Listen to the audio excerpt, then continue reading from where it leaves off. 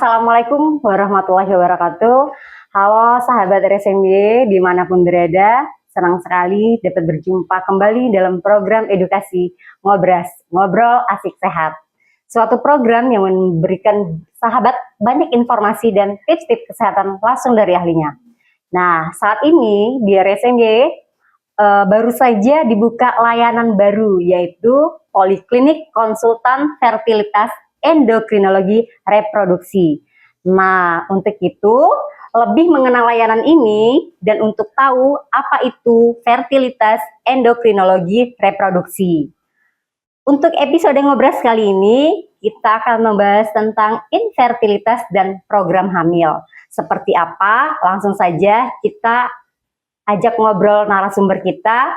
Beliau bernama Dr. Dodi Hendra, spesialis obstetri ginekologi, subspesialis fertilitas konsulen. Beliau merupakan satu-satunya dokter subspesialis fertilitas di Provinsi Bengkulu. Nah, langsung saja kita sapa. Halo dokter. Halo Bu Asti. Apa kabarnya dok? Alhamdulillah pagi ini cerah Bu Asti. Alhamdulillah, walaupun BBM rada langka ya dok, dokter telah hadir tepat pada waktunya. Baik dok, kita bincang-bincang sedikit dok. Dokter ini baru ya dok ya, sebagai dokter fertilitas endokrinologi reproduksi. Apa sih dok itu tentang fertilitas endokrinologi reproduksi dok? Bisa dijelaskan dok? Ya.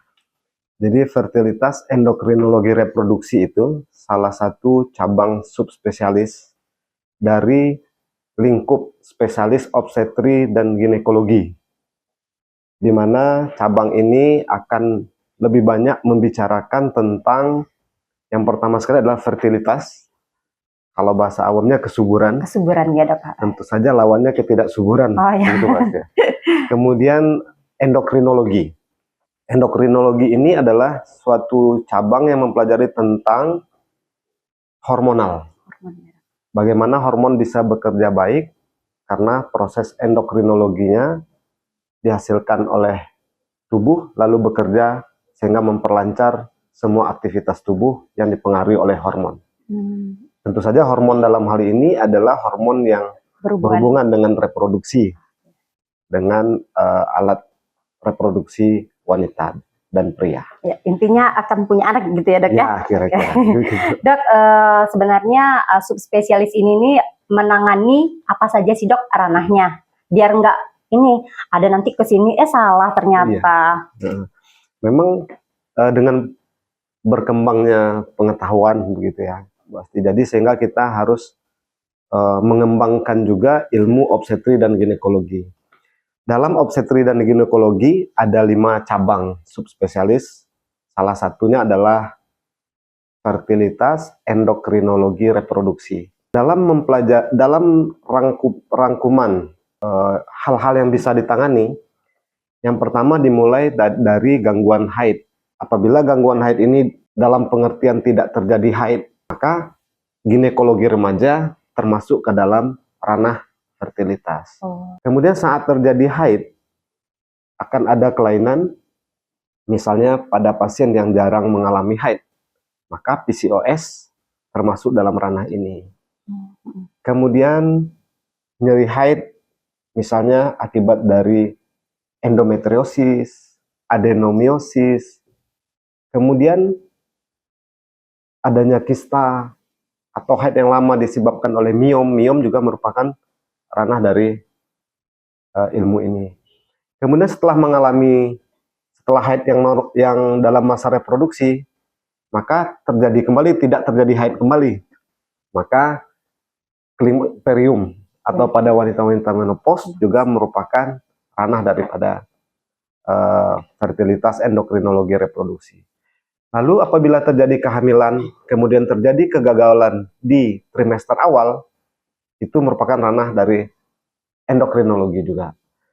Kemudian di samping yang penyebab, tentu saja tindakan juga menjadi ranahnya, di mana tindakan yang saat ini yang kita terus berkembang adanya laparoskopi, operasi dengan minimal invasif pada pasien-pasien dengan kista, dengan miom, angkat rahim, kemudian PCOS, pengenalan terhadap saluran tuba, dan histeroskopi maupun operasi yang klasik seperti laparotomi untuk penanganan kasus tadi. Nah, terkhusus pada fertilitas itu kita akan menangani baik yang terutama adalah wanita dan juga pria. Namun apabila nanti kita sudah mempunyai spesialis andrologi, tentu saja pria akan ditangani oleh spesialis andrologi. Saat ini masih di fertilitas endokrinologi reproduksi untuk penanganan kesuburan wanita maupun pria. Lalu adanya kelainan alat reproduksi pada seorang wanita, misalnya ada Turner syndrome, kemudian MRKH, pada remaja-remaja yang tidak haid sampai usia 16 tahun. Nah, kelainan apa yang terjadi di dalamnya ini juga merupakan tugas kita untuk mencari tahu, kemudian mengobatinya. Mungkin secara umum itu ranah daripada fertilitas. Cukup banyak ya dok, tapi tidak kompleks seperti dokter spesialis obstetri ginekologi umumnya ya. Lebih spesifik lagi. Iya, lebih spesifik lagi. Nah dok, ada istilah ya dok ya, fertilitas dan infertilitas. Nah, bisa dokter jelaskan apa perbedaan dari kedua itu dok? Ya, kalau fertilitas secara umum diartikan kesuburan. Dalam hal ini tentunya kesuburan pasangan ya. Pasangan itu harus ada dua, harus ada wanitanya, harus ada laki-lakinya dan perempuan. Kalau laki-laki sama laki-laki nggak bisa tidak termasuk ke dalam fertilitas ya. Nah, lawan dari fertilitas adalah infertilitas. Definisi dari infertilitas adalah kegagalan suatu pasangan untuk mendapatkan kehamilan dalam jangka waktu 12 bulan atau 1 tahun dengan melakukan hubungan seksual yang teratur dalam pengertian 2-3 kali dalam seminggu, bukan 1 hari ya Bu. Kemudian tanpa menggunakan kontrasepsi. Alat kontrasepsi. Jadi pengertian daripada infertilitas adalah jangka waktunya 12 bulan, kemudian hubungannya teratur, lalu tanpa menggunakan kontrasepsi. Dikecualikan Bu, pada pasien-pasien dengan usia wanita di atas 35 tahun. Biasanya kalau di atas 35 tahun, kita lebih dekat lagi. Dia harus 6 bulan saja menikah, sebaiknya langsung melakukan pemeriksaan. Karena berada di posisi yang rawan kritis di ujung gitu ya. Nah, infertilitas ini ada 2 jenis. Yang pertama infertilitas primer, kemudian infertilitas sekunder. Infertilitas primer yang dijelaskan tadi pengertiannya. Namun infertilitas sekunder apabila dia sudah pernah mempunyai anak, sudah pernah hamil, ataupun tidak mampu mempertahankan kehamilan. Misalnya satu pasangan sudah punya 1 anak nih, kemudian anaknya sudah sekian tahun, kemudian mencoba kembali untuk mendapatkan anak, namun belum berhasil. Ini termasuk ke dalam infertilitas sekunder. Begitu Bu Asti. Lumayan jelas sih dok ya. Dok, penyebab atau faktor resiko yang menyebabkan infertilitas atau sulit hamil itu dari ibu atau dari bapak, bisa dijelaskan dok? Oh ya, dahulu seringnya itu Bu Asti, setiap satu pasangan itu tidak mendapatkan kehamilan, kecenderungannya ke ibunya nih yang jadi masalah. Kira-kira begitu ya, ibunya yang jadi masalah. Namun dalam perkembangan dilakukan penelitian, ternyata mereka mempunyai porsi yang sama antara ibu dan bapak untuk mengakibatkan tidak mendapatkannya keturunan. Jadi kalau datang berobat khusus fertilitas harus dua-duanya. Nggak boleh sendiri. Tidak boleh sendiri. Tidak boleh datangnya suaminya tidak datang gitu kira-kira. Karena dua-duanya mempunyai kemungkinan yang sama besar untuk tidak terjadinya fertilitas. Nah, dalam fertilitas ini ada 2 faktor tadi, memang Bu Asti, ada faktor risiko serta ada faktor penyebab. Faktor risiko dari infertilitas, ketidaksuburan ini lebih kepada pola hidup dan gaya hidup. Dalam hal ini ada pengaruh misalnya rokok, kemudian berat badan berlebih, kemudian aktivitas olahraga ikut mempengaruhi, kemudian pekerjaan ikut mempengaruhi, kemudian juga posisi pekerjaannya di area yang mana.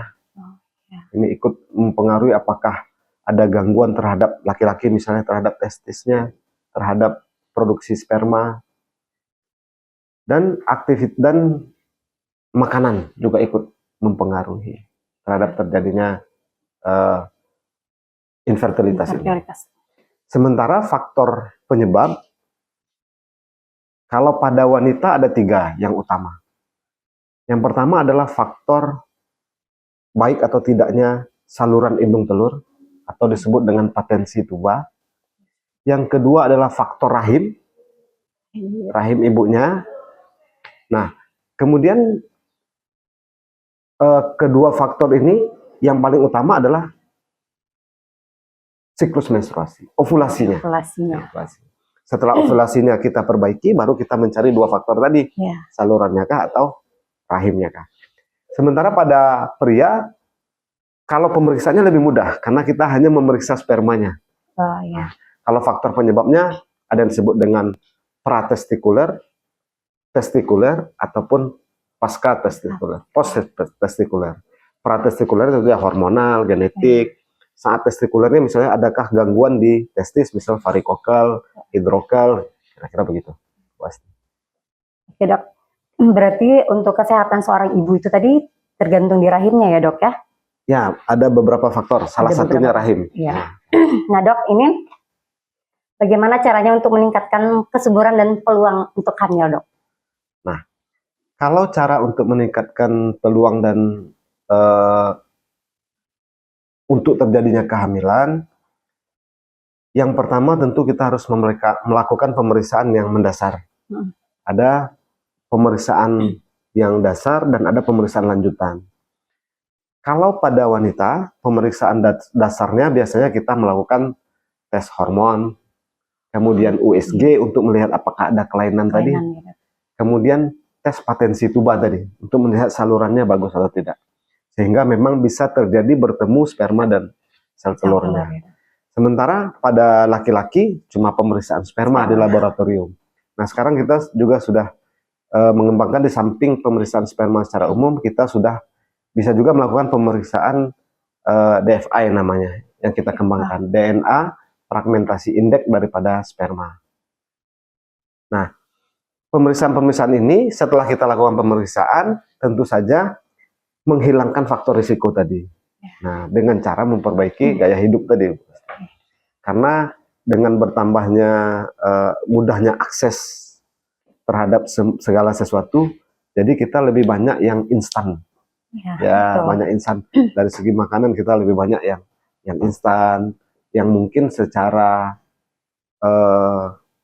kandungannya akan ikut mempengaruhi daripada fertilitas. Kemudian hidup yang sehat, olahraga, berat badan yang ideal, kemudian menghindari banyaknya faktor yang bisa mengganggu baik pada wanita dan pria, misalnya merokok. Begitu, Bu Asti.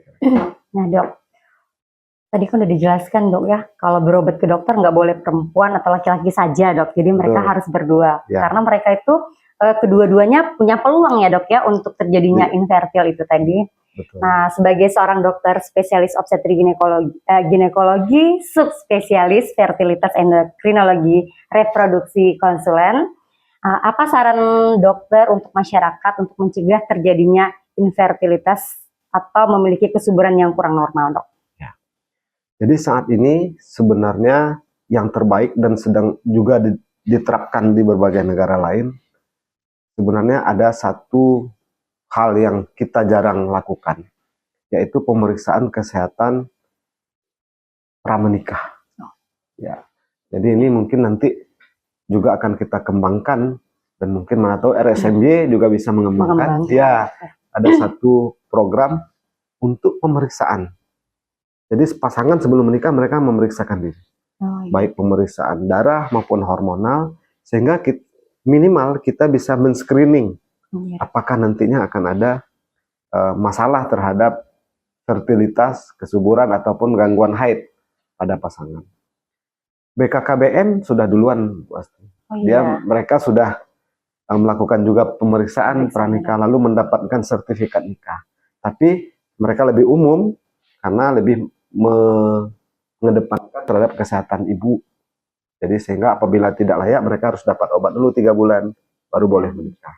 Nah, kalau kita mungkin RSMB harus membuka layanan untuk pranikah khusus tentang reproduksi. Tentang reproduksi. Nah, sehingga bisa dilakukan screening. Hidup yang sehat baik dari usia muda pada masa remaja, hidup yang sehat mengurangi banyaknya faktor-faktor yang bisa menyebabkan gangguan fertilitas, makanan, kebiasaan hidup, gaya hidup, itu akan meminimal risiko terjadinya gangguan reproduksi pada saat setelah menikah. Kemudian terhadap beberapa hal yang tidak ilmiah, terkadang kita banyak mitosnya juga, Bu Asti. Jadi mitosnya misalnya satu nih yang paling berkesan nih pada reproduksi. Kalau seorang wanita haidnya sakit, katanya nggak apa-apa, biarkan saja, nanti setelah menikah akan hilang. Nah, itu suatu hal yang berbahaya, Bos. Karena begitu menikah, belum tentu stadiumnya masih di stadium awal. Begitu menikah, dia sudah masuk stadiumnya, penyakitnya stadium 3 misalnya berat. Ya, walaupun dia menikah, hamilnya, untuk hamil saja sudah susah. Kemudian untuk penanganannya jadi juga semakin susah. Jadi kita sebagai wanita, sebagai pria, sebagai pasangan harus memperkaya ilmu reproduksinya. Nah, karena penting ya untuk mengenali diri sendiri minimal. Jadi apalagi akses internet kan sudah bisa digenggaman ya, pasti kan. Kita harus mengerti dan kita sebagai tenaga kesehatan tetap akan memberikan edukasi tentang kesehatan reproduksi. Nah, Dok, bagaimana cara untuk mengetahui apakah kita dan calon kita itu beresiko infertilitas, Dok? Karena kan terkadang kan, Dok, kalau orang menikah tuh ditutup-tutupin dulu. Ya, gimana, Dok? Kalau seandainya wanita, salah satu matanya adalah siklus menstruasi. Salah satu, yang paling utama. Karena setiap wanita dengan siklus menstruasi yang normal, 80-90% itu siklus hormon reproduksinya biasanya normal. Terjadi ovulasi, terjadi kesuburan. Nah, di samping faktor lain, apakah gangguan datangnya menstruasi, kemudian apakah nyeri atau tidak saat menstruasi, ikut memberi screening, data awal bahwasanya reproduksinya baik. Yang jadi susah memang pada pria, karena pria yang diperiksa kan spermanya, jadi tentu saja sperma baru bisa diperiksa setelah menikah barangkali. Jarang yang melakukan pemeriksaan sperma pra pernikahan. Program untuk cepat hamil itu gimana, Dok? Apa saja program hamil yang ada, Dok? Adanya seorang ini kan, Dok, biasa faktor usia biasanya, Dok, ya orang yang ingin cepat hamil kayak gitu, Dok. Itu gimana, Dok? Ada programnya nggak, Dok? Jadi setelah melakukan beberapa pemeriksaan, pada akhirnya kita akan menentukan program apa yang terbaik pada pasien. Rata-rata kalau seandainya sudah menikah misalnya 3 tahun lebih, maka program alami biasanya akan kita tinggalkan. Biasanya ya alami sudah 3 tahun kira-kira. Andaikan itu pun tidak ada masalah. Kalaupun ada masalah kita perbaiki dulu. Nah, maka kita akan masuk ke dalam program teknologi reproduksi berbantu. Nah, jadi kita mempunyai 2 program teknologi reproduksi berbantu secara umum, yaitu inseminasi intrauterin. Kemudian yang kedua adalah bayi tabung, IVF ya, in vitro fertilization. Jadi 2 program ini akan memberikan kesempatan mengatasi masalah yang terjadi agar pasangan bisa mendapatkan yang diharapkan. Tentu saja secara otomatis peluangnya akan lebih tinggi dibandingkan dengan alami. Jadi dia inseminasi dulu baru bayi tabung ya, Dok? Betul, kalau rangkaiannya dalam pencapaian upaya terdapatnya kehamilan, apabila alami dirasa tidak memungkinkan, maka kita akan masuk ke dalam inseminasi intrauterin. Apabila gagal beberapa kali inseminasi, 3-4 kali gagal, maka kita sarankan untuk melakukan bayi tabung. Namun ada beberapa hal yang harus dari alami ini harus langsung nih ke bayi tabung. Gitu, ada kondisi. Misalnya ada gangguan ataupun ada sumbatan di kedua tuba misalnya, maka inseminasi tidak dimungkinkan untuk dilakukan, ataupun jumlah spermanya yang sedikit, cadangan sel telurnya sedikit sekali misalnya, maka kita langsung bypass nih, tidak melewati inseminasi tapi langsung ke bayi tabung. Nah dok, seberapa besar sih dok peluang mengikuti program hamil untuk bisa seorang ibu itu berhasil hamil dok? Ya, apabila satu pasangan mengikuti program kehamilan dengan 2 metode tadi, inseminasi akan dapat meningkatkan kemampuan 20-25% untuk terjadinya kehamilan. Sementara IVF atau bayi tabung, range-nya ini kira-kira 40-60%. Lebih besar ya dok? Lebih besar, kira-kira 2 kali lipat daripada inseminasi untuk peluang terjadinya kehamilan. Namun tentu saja sudah dilakukan screening yang baik, kemudian kegagalan masih mungkin karena kesuburan ini halnya sangat kompleks pasti, sangat banyak sekali yang harus menjadi perhatian. Nah dok, kalau kita berbicara soal waktu ini dok, berapa lama waktu yang dibutuhkan dalam program hamil untuk bisa hamil dok? Kalau kita sudah masuk ke program kehamilan, setelah melakukan pemeriksaan, kemudian sudah melakukan pengobatan, maka apabila pilihannya adalah inseminasi, maka inseminasi ini kita menyiapkannya hanya sekitar 1 bulan. Inseminasi. Untuk dilakukan suatu inseminasi, nanti di awal mens kita lakukan pemeriksaan, kemudian kita lakukan monitoring, kemudian pada saat masa subur, rata-rata di pertengahan haid, kita sudah melakukan tindakan. Lalu di akhir 2 minggu setelahnya kita lakukan pengecekan. Maka 1 bulan adalah waktu programnya, kira-kira. Inseminasi setelah semua pemeriksaan. Nah, apabila gagal inseminasi misalnya 3-4 kali, maka kita akan rujuk ke center IVF. Andaikan suatu saat juga RSMB punya center IVF, semoga Pak ya. Kita tidak merujuk ya. Saya berdoa terus Bu, mudah-mudahan Bengkulu punya center bayi tabung ya Bu ya. Nah, maka akan menghabiskan waktu kira-kira sampai 6 bulan. 6 bulan. Nah, untuk prosedur untuk mengikuti program hamil gimana dok? Kalau prosedurnya tetap dari awal, untuk kunjungan pertama datang kapan saja. Nggak ditentukan setelah menstruasi gitu ya dok? Untuk kunjungan awal. Nanti setelah kita bertemu, kita lakukan anamnesis, kita lakukan pemeriksaan yang bisa kita lakukan, maka biasanya kunjungan berikutnya harinya harus khusus nih. Nanti kita berikan pengantar untuk pemeriksaan laboratorium dan sebagainya. Bertemu selanjutnya biasanya rata-rata di awal kehamilan, di awal menstruasi. Rata-rata di hari kedua sampai hari ke-5 menstruasi. Nah dok, saat ini kan RSMI baru membuka layanan subspesialis fertilitas endokrinologi reproduksi dok.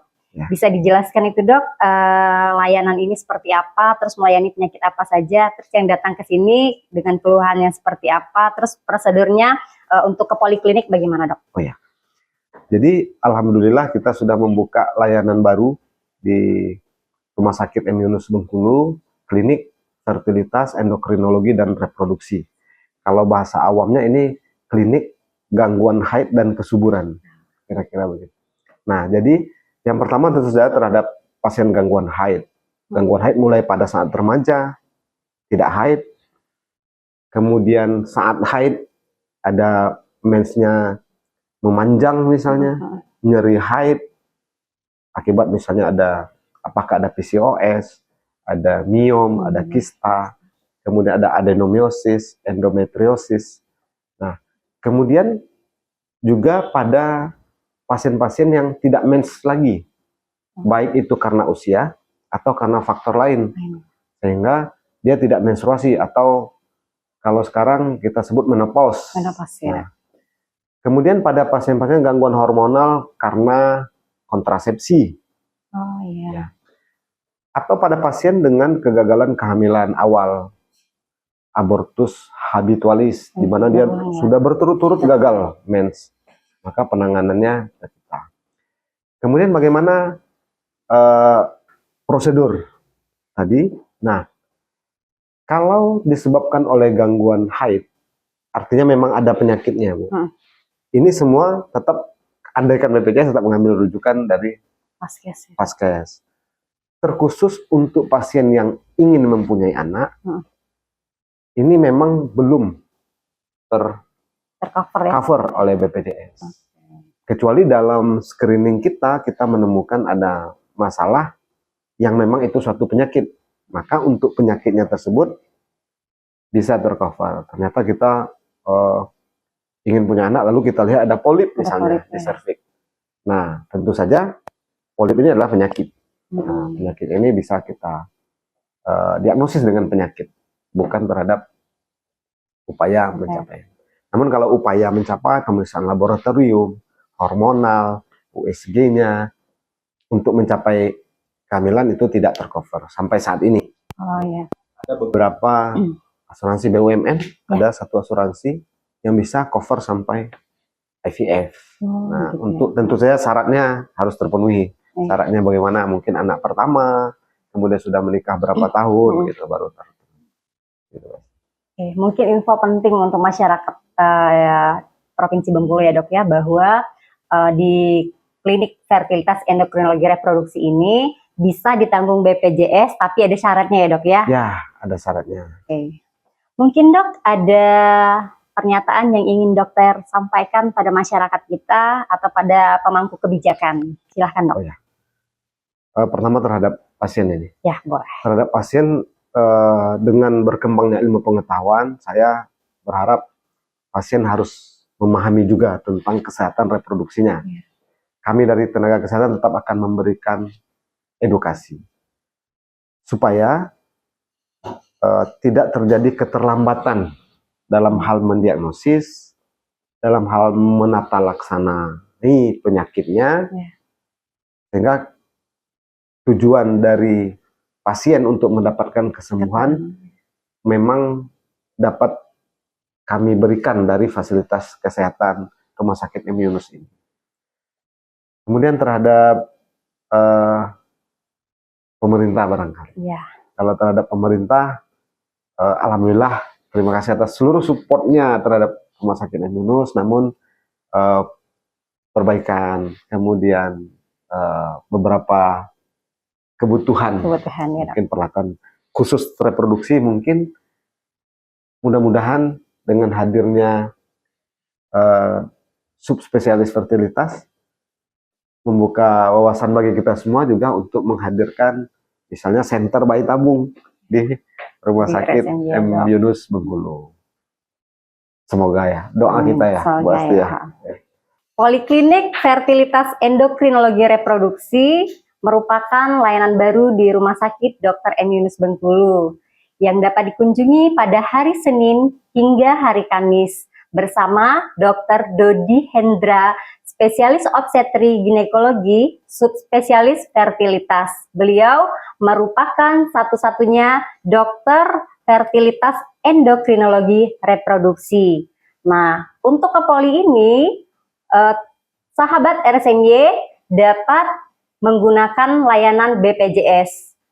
Untuk sahabat RSMY yang memiliki keluhan gangguan menstruasi pada remaja, wanita usia subur, atau masa menopause, serta memiliki keinginan untuk memiliki buah hati, dapat mengunjungi Poliklinik Fertilitas Endokrinologi Reproduksi. Demikian dialog kita bersama Dr. Dodi Hendra, spesialis obstetri ginekologi, subspesialis fertilitas konsulen. Apabila ada kata yang salah, kami mohon maaf. Terima kasih dokter atas Sama-sama, waktunya. Bu Asti. Semoga dialog kita ini memberikan banyak informasi untuk masyarakat di luar sana. Nantikan episode Ngobras selanjutnya. Tetap semangat, jaga kesehatan. Sampai jumpa. Salam sehat.